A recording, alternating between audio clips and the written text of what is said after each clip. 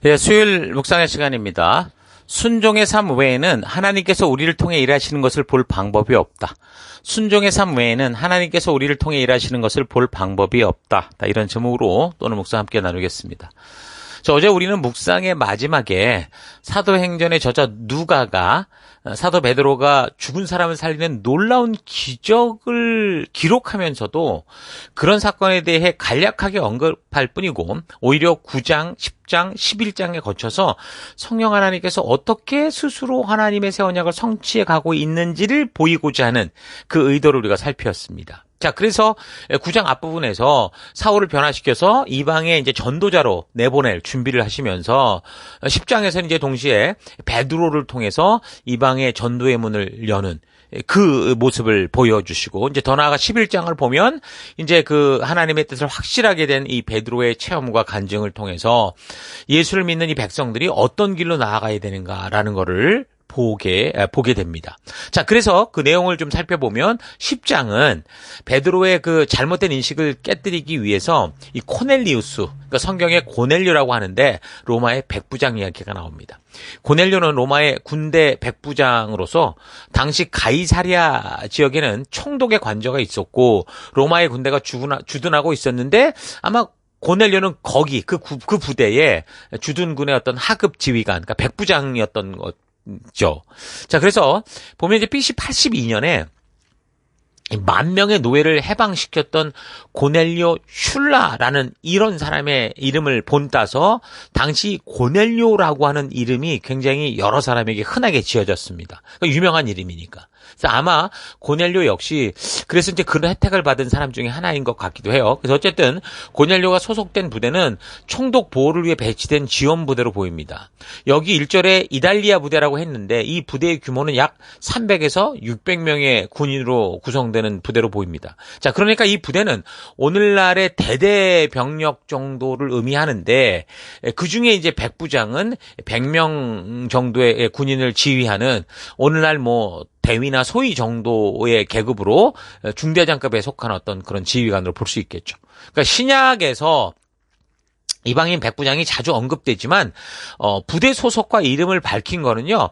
본문의 고넬료의 그 27장 1절에서 나오는 아리스타고라고 하는 사람밖에 없습니다. 어찌 됐든 이 고넬료라는 로마의 백부장이 로마인이지만 하나님을 믿는 사람이었어요. 자, 그래서 10장 1절을 보면 가이사랴에 고넬료라 하는 사람이 있으니 이는 이달리아 부대라 하는 군대의 백부장이다.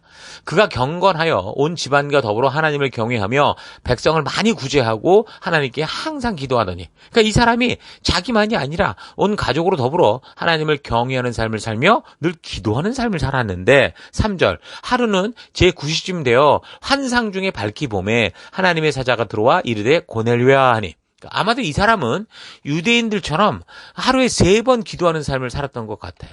아마도 유대교로 어떤 개종했을 가능성이 있겠죠. 그래서 어느 날 9시 기도 시간에 이제 환상을 보게 됐는데 요바에 있는 가죽용품을 만드는 시몬이라는 사람의 집에 베드로라는 사람이 있으니까 그 사람을 청해라, 이런 천사의 소식을 듣게 되죠. 그래서 이 사람은 이 천사가 전해준 소식을 듣고 이제 헛것봤나? 이러고 그냥 무시한 게 아니라 그냥 말씀 그대로 순종을 해요.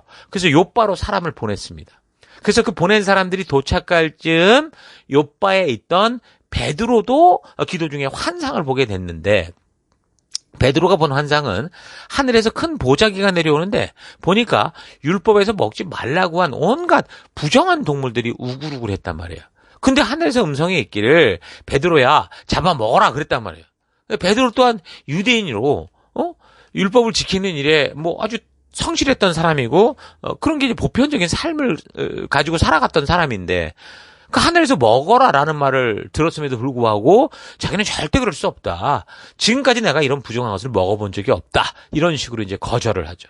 자, 그러니까 바로 이런 베드로의 생각과 이런 이 유대인들의 이 생각들을 깨뜨리려고, 그러니까 이런 이 고정관념을 깨뜨리려고 이제 이 환상을 보여주시는 겁니다.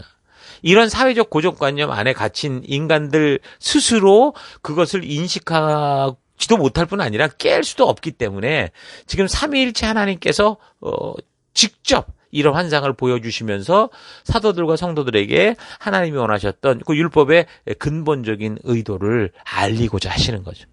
나중에 살피지만 사도 바울이 1차 전도 여정 후에도 바로 이 율법을 어떻게 지켜야 되느냐 하는 문제 때문에 이방인들이, 예수를 믿는 이방인들이 교회로 들어왔는데 어떻게 해야 되느냐, 이것 때문에 이제 예루살렘 교회까지 다 같이 가서 최초의 이제 종교회의를 벌이면서 이런 문제를 논의하게 되거든요.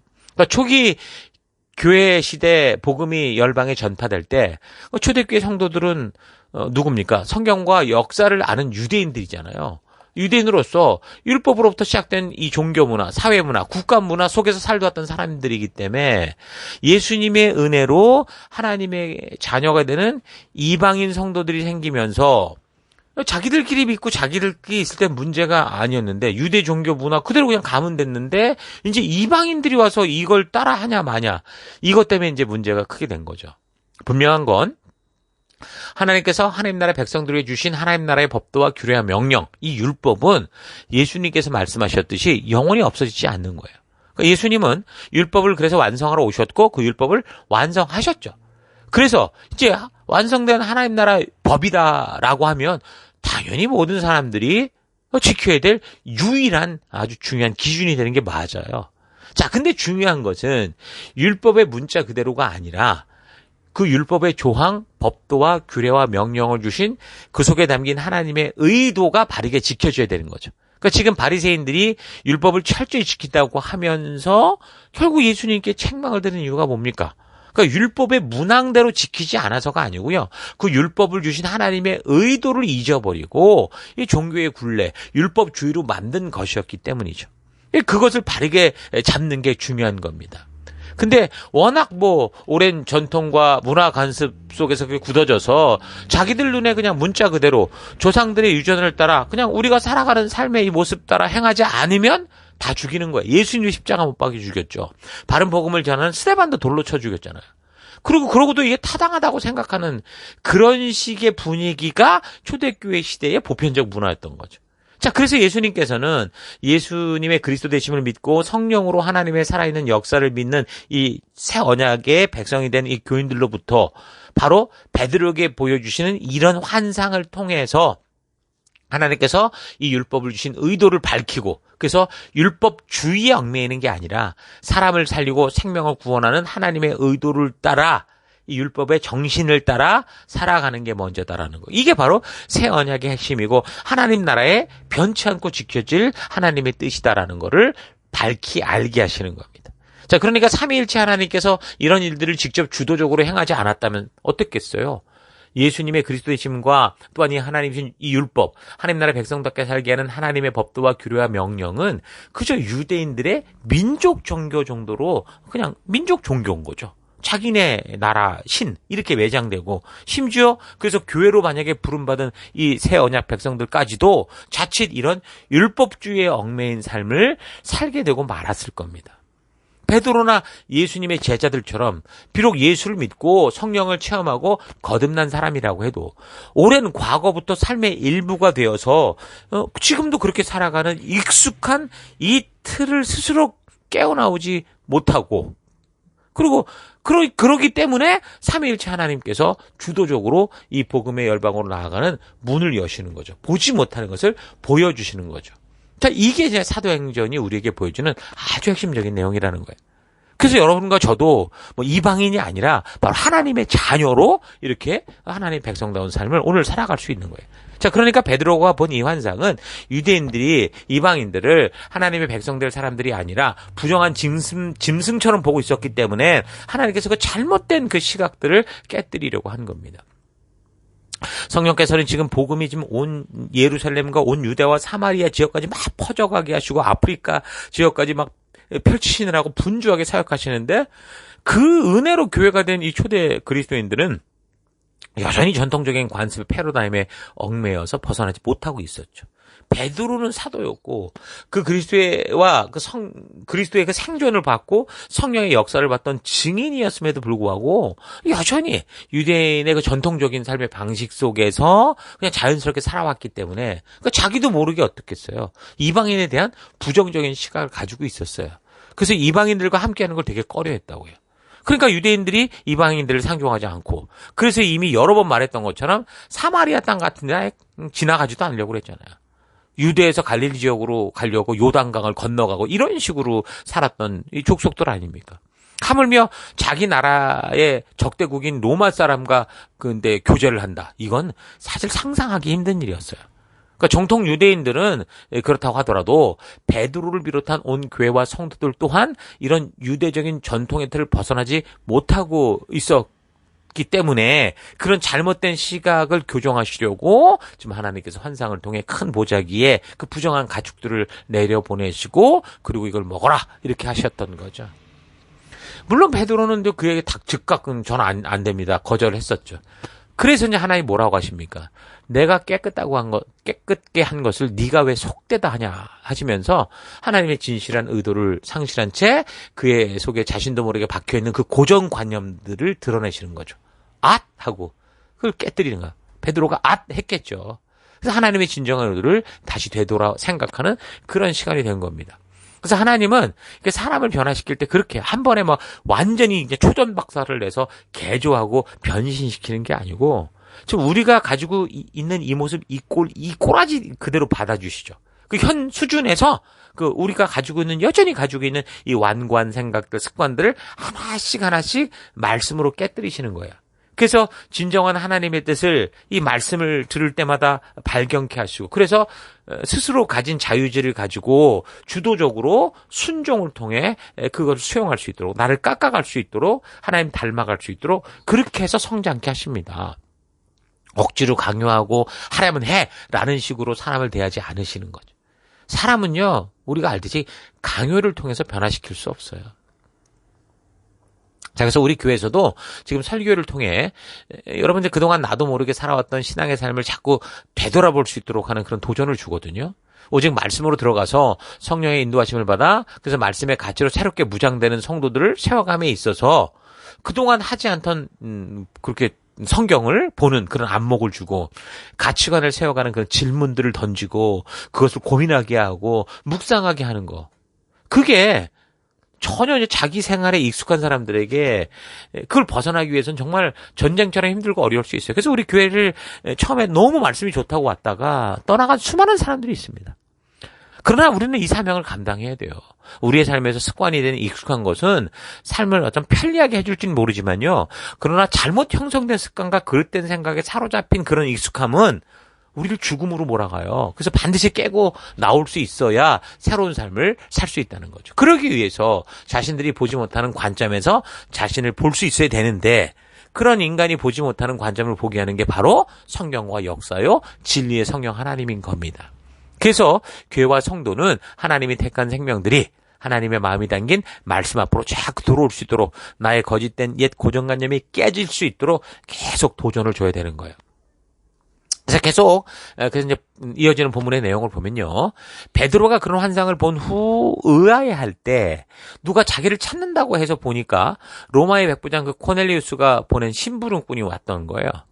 성령께서 함께 가라고 하는 이제 말씀을 듣고 베드로가 이제 평소에 부정한 진병으로 보고 상종하지도 않던 이 이방인 집에 보내려고 하시는구나 하고 그 환상을 이제 알게 되는 거죠. 그래서 이튿날 함께 간 베드로가 하나님께서 어떤 역사로 이런 기회를 만드셨는지를 고넬료를 통해 듣는 거죠. 또 고넬료가 자기의 이야기를 하고 자기 꿈 얘기를 하면서 또 베드로가 꿨던 꿈과 이게 뭔가 일맥상통하는 거를 알게 됐던 거예요.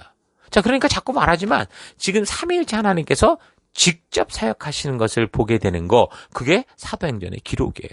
여러분, 지금 우리가 살핀 이 역사적 내용을 보세요. 지금 벌어지는 이 일들이 뭐 베드로의 간절한 기도와 막 간곡한 간구로 된 겁니까?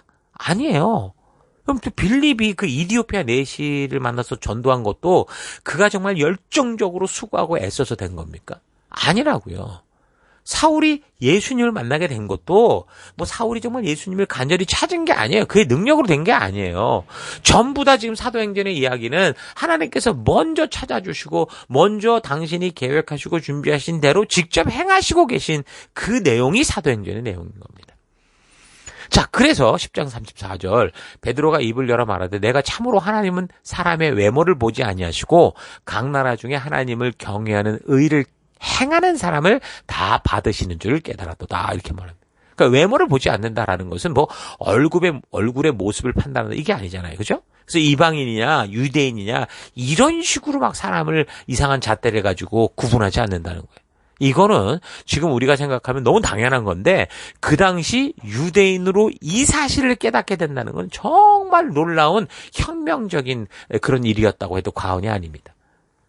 하나님은 절대로 사람을 외적인 조건을 가지고 취하지 않는다. 사실 이거는요, 구약에서부터 하나님께서 초지일관적으로 말씀하시는 하나님 그 말씀의 중요한 핵심이에요.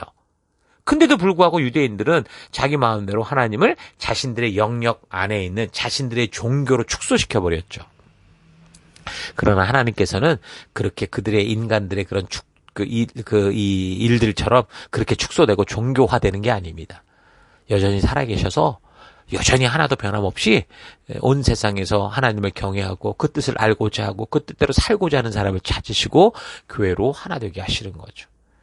그러니까 베드로를 비롯한 사도들과 새 언약된 백성들이 지금 이런 과정을 통해 하나님의 진심을 배우는 중인 거예요.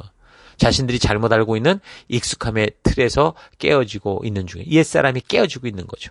베드로는 지금 중풍병자를 고치고 죽은 자를 살아나게 하는 정말 놀라운 복음의 어떤 도구로 살면서도 그가 가진 고정관념, 그릇된 습관들을 버리지 못하고 있었는데 그 자신의 고정관념에 의해 제한하던 성도의 삶의 방법이 하나님 말씀대로 순종하여 섬기고 책임지는 자리로 가니까 가라 하면 가고 말하라면 말하라 거기로 그러니까 가니까 하나님의 진심을 알게 되고 그로 인해 잘못된 고정관념들이 막 깨지기 시작하는 거예요. 자, 그러니까 우리가 이런 상황을 볼 때 우리가 뭘 다 깨닫고 다 안 다음에 순종하고 그렇게 일하고 이런 게 아니다라는 걸 분명히 알아야 됩니다. 그러니까 베드로는 환상을 받고 거기서 하나님이 가라는 얘기까지 듣고 그냥 그만큼 순종했던 거예요. 그리고 고넬료 집에 갔죠. 그리고 그곳에서 또 하나님께서 너무도 정확하게 준비하신 그 하나님의 뜻을 또 이제 그 한 그에단 더 보게 된 겁니다. 그러니까 부족한 모습 그대로 하나님 말씀대로 순종하면 그 순종하는 현장에서 그 순종의 삶의 현장에서 그 현실과 부딪히며 깨닫게 되는 거예요. 그러니까 순종을 통해 배우게 되고 배우면서 일하고 이렇게 하는 거지.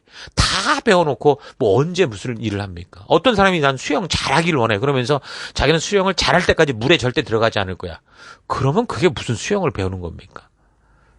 실수하더라도 들어가고 거기서 물도 마시고 뭐 그러면서 배우는 거 아닙니까? 그러니까 성도의 모습이 그래요. 리더의 모습이 그런 거예요. 뭔가를 완전해서 그렇게 하는 게 아니고 아는 것만큼 배운 것만큼 우리가 전하고 섬기고 책임의 자리에 서는 것. 그게 리더인 거죠.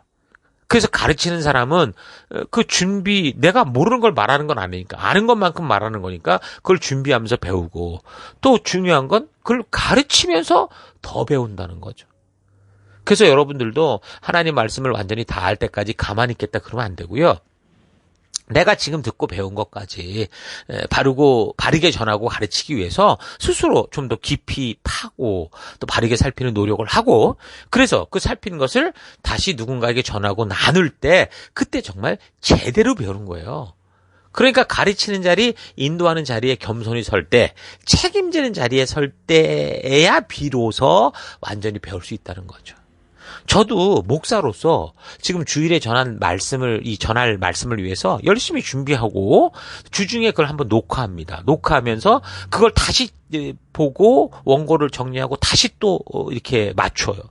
그리고 그 정리한 것을 또 5개로 쪼개서 월요일부터 금요일까지 묵상 자료로 만들면서 또 다시 살피고 자, 그리고 나서 이제 주일에 가서 이 말씀을 전하게 되니까 다른 걸 떠나서요. 내 자신이 성경 흐름의 핵심을 더 보게 되고 그 안에 담긴 하나님의 의도가 더 세밀하게 나게 다가오는 거. 이 은혜를 경험하게 되는 겁니다. 제대로 배우는 거죠.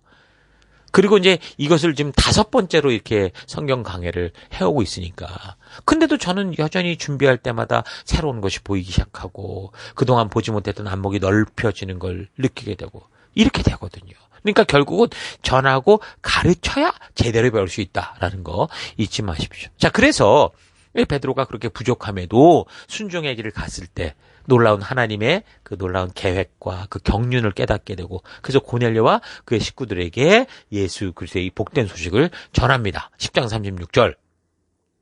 만유의 주 되신 예수 그리스도로 말미암아 화평의 복음을 전하사, 이렇게 쭉 이제 말씀을 쭉 전하면서 하나님께서 나사렛 예수를 통해 이런 일을 하셨고 성령과 능력을 기름 부어 하셨다, 이런 쭉 얘기를 했던 거예요. 그래서 베드로가 세례요한 때부터 쭉 지금 있어왔던 그 역사적 이야기를 하면서 예수님이 하셨던 일을 막 설교하고 있는데, 10장 44절, 베드로가 이 말을 할 때에 성령이 말씀드는 모든 사람에게 내려오셨다. 그러니까 사도행전에서 지금 성령 임재 사건으로 보면 이게 지금 세 번째 기록이라고 그랬는데, 특이한 것은 이번에 성령이 임하시는 때는 기도할 때, 안수할 때, 이럴 때가 아니라 언제예요? 말씀을 들을 때였어요. 자, 그러니까 성령이 임하는 방법은요, 어떤 한 가지 똑같고 특별한 방법이 있는 건 아니라는 거예요. 너무 다양하다는 거죠. 그러나 성령 임재 사건에 대한 이 공통적인 부분이 뭐라고 그랬어요? 하나님의 뜻대로 순종할 때, 하나님 뜻대로 살고자 할 때였다고 했어요. 그들에게 그런 소망함과 귀를 열고자 할 때 성령이 말씀하시는 게 들리는 거예요. 그러니까 여기서 지금 고넬료가, 그리고 베드로가 하나님의 뜻을 따라 서로 순종하고 나아가서 하나님의 말씀을 선포하고 하나님의 말씀을 듣고자 할 때 성령이 임하시는 현상이 나타나는 거죠. 이건 일회적인 현상으로 나타나는 게 아니고요. 이제 이렇게 주님의 뜻을 따라 살고자 결단하고 그 말씀을 따라 행하는 이들과 동행하시는 하나님의 분명한 약속을 보여주시는 거예요. 그러니까 지금도 여러분들이 베드로처럼 또 고넬료처럼 그런 마음을 갖는다면 하나님이 언제라도 지금 우리와 그렇게 행하신다라는 것을 약속하시는 거죠. 말씀을 바르게 알고 그 회개하게 되고, 그래서 우리 하나님을 소망하고 기대하는 마음속에 성령이 임하셔서 우리로 하여금 성도로 살아가게 하시는 거예요. 근데 사도 바울 같은 경우는 그가 적대적일 때 예수님을 찾아주셨단 말이에요. 예수님이 찾아주셨단 말이에요. 그래서 이 경우는 특별한 부르심이라고 보고, 보편적으로는 기대하고 소망하는 이들에게 성령이 임한다라는 거 확실합니다. 그래서 이렇게 말씀대로 순종하는 사람들 가운데 하나님의 뜻을 듣고자 하고 전하고자 하는 그런 사람들 가운데 성령이 임하시고 말씀하시고 인도하신다라는 거 잘 기억하시고, 이거 잊지 마시고 여러분 각자 삶의 현장에서 말씀 그대로 순종하며 믿음으로 나아가는 그런 담대한 삶들 살아갈 수 있기를 바랍니다. 자, 오늘 하루 내 삶 가운데서 성령의 임재와 우리 하나님이 함께하는 역사들이 나타나고 있는지 잘 되돌아봅시다. 하나님은 어제나 오늘이나 영원토록 변함없으신 하나님이십니다. 그렇다면 지금 초대교회가 심어지는 과정에서 순종하는 자들을 통해 직접적으로 사역하시듯이 오늘 우리들의 사명의 현장에서도 성령 하나님이 그 사역을 주도하시고 이끌어 가실 거예요. 그래서 지금 우리의 삶, 우리의 사역의 현장 속에서 성령의 임재와 역사를 볼 수 없는 것이 내 삶 속에서 말씀드린 순종한 삶이 없어서는 아닌가 되돌아볼 필요가 있다는 거죠. 베드로는 그가 깨닫게 되는 만큼 순종의 길을 감으로 성령의 직접적인 역사를 통해 중풍병자가 낫고 죽은 자가 살아나는 놀라운 경험을 하게 되는데, 그런 성령의 임재를 경험하면서도 여전히 그는 이방인에 대한 그릇된 잘못된 관습을 깨지 못하고 그런 이 함정에 빠져 있었죠. 그러나 그런 부족한 베드로라고 해도 그가 계속해서 성령의 말씀을 따라 전통적인 습관과 생각을 깨고 넘어서 한 걸음씩 순종의 삶으로 나아갈 때 결국 하나님의 진실한 뜻, 하나님의 의도하시는 바를 온전하고 바르게 알게 된 거예요. 자, 그러니까 순종의 삶 외에는 하나님께서 우리를 통해 일하시는 것을 볼 방법이 없다는 거죠. 하나님의 진실한 의도, 하나님이 원하시는 바를 온전히 알 수 있는 방법은 순종밖에 없다라는 거예요. 그래서 각자 자신이 지금 어느 정도 영적인 성장의 자리에까지 와 있는지 잘 모르는지 몰라도 분명한 것은 항상 순종하고자 하는, 하나님 말씀대로 살고자 하는 순종의 태도, 그 행함이 있어야 되는 거 잘 기억하십시오. 고넬료도 기도하다가 깨닫게 된 대로 순종하여 베드로를 찾았고, 베드로도 음성을 들을 때, 성령의 음성을 들을 때 다 이해하지 못했어도 순종함으로 불결한 짐승같이 자기들을 여기는 자기들이 불결한 짐승처럼 여기는 고넬료 집으로 간 거 아닙니까? 자, 그런 순종의 삶이 있을 때 성령이 임하는 역사가 나타나고, 또한 베드로의 그릇된 관념이 깨지는 경험을 하면서 하나님이 뜻하시고 이루시고자 하는 하나님의 의도를, 하나님의 나라를 이루어 가시는 거예요. 자, 이런 사실 잊지 마시고 우리의 삶 속에서 어떤 마술과 같은 놀라운 현상을 기대하기보다 하나님 말씀대로 그대로 순종하여 복음 전하고 우리에게 깨닫게 하시고 도전하시는 만큼 순종의 자리로 나아가서 성령 하나님께서 우리를 통해 하나님의 의도를 따라 행하시는 살아있는 역사를 보고 체험하여 실제로 우리의 믿음의 길이 참으로 기쁘고 놀라운 하나님의 살아계심을 즐거움으로 외칠 수 있는 그런 길이 될 수 있기를 주의 이름으로 축원합니다. 자, 오늘 하루도 힘내십시오. 잠시 기도하겠습니다. 하나님, 하나님의 뜻대로 살고자 하는 이들을 통해 하나님께서 하나님의 일을 행하실 수 있음에도 불구하고 늘 순종해야 될 때 핑계와 변명을 만들고 순종해야 될 때 순종 대신 기도하는 식의 삶을 살아왔던 것을 회개합니다. 베드로처럼 나의 신념이 있어도 그것이 말씀에 위배되면 기꺼이 버리고 고정관념을 벗어나 한 걸음씩 순종의 길로 가며 고넬료처럼 하나님의 말씀을 사모하고 그 말씀대로 행하여 늘 하나님의 진실한 뜻을 알고자 기도하는 삶 살아가겠습니다. 주의 말씀 따라 순종하는 삶의 끝에서 우리 주의 역사하시는 섭리를 볼 수 있고 하나님의 진실한 뜻, 그 의도를 알 수 있다는 것 잊지 않고 내게 주어진 순종의 삶을 끝까지 믿음으로 살아가는 내가 되기 원합니다. 하나님, 순종의 그 삶 외에는 하나님이 약속한 그곳으로 우리가 나아가기 전에는 하나님의 살아계심을 볼 수 없다는 거 잊지 않고 우리가 늘 그 하나님의 말씀의 자리, 순종의 자리에 서서 하나님의 살아계심을 보고 나아가는 우리가 될 수 있도록 주님 역사하여 주옵소서. 그 길로 달려가는 내가 되기를 결단하고 감사드리며 예수님 이름으로 기도했습니다. 아멘.